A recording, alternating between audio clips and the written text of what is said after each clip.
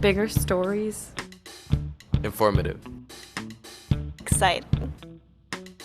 Multimedia.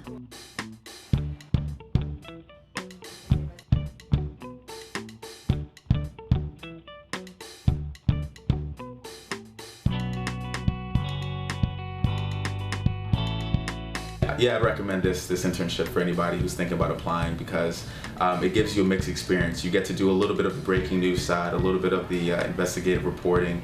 You get to do a little bit of like a national story like the spelling bee, and you get to like put all that into like one big experience, and I think it makes you a more whole reporter. It makes you a better reporter. It's not just an internship where you get coffee, it's an internship where you get to actually go out and report.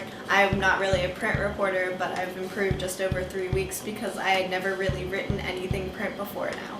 Usually on a Monday or a Friday, I'll come up with a plan of what I want to cover and I'll start doing research for it and making calls.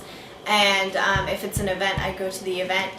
And then I ended up writing and doing more research and then making calls if I didn't have enough research to begin with. And then at the end of the day, you just go to Jody and she edits your story. Sometimes you have multiple times. While I'm editing with them, I try to show them something they don't get very often, which is why I'm making the changes or suggesting changes that they might want to do, whether it's more reporting or reorganizing the story or just coming up with better language.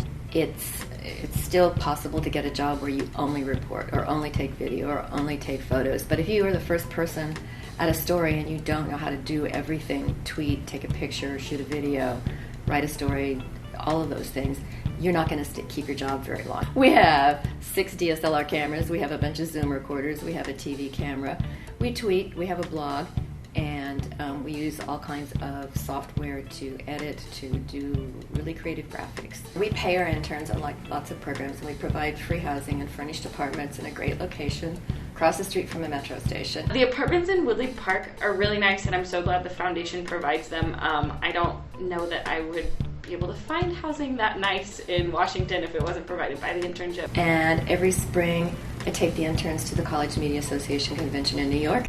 The CMA convention in New York was, it was an incredible experience. I made a lot of great connections, and I really tried to pick my sessions based on what's going to help me when I get back home.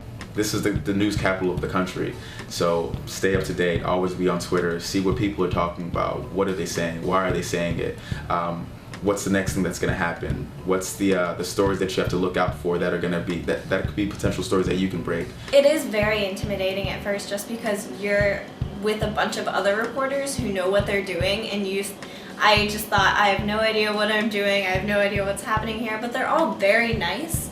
And so if you ask them a question, they'll answer it and they'll understand you're new here, it'll take you a while.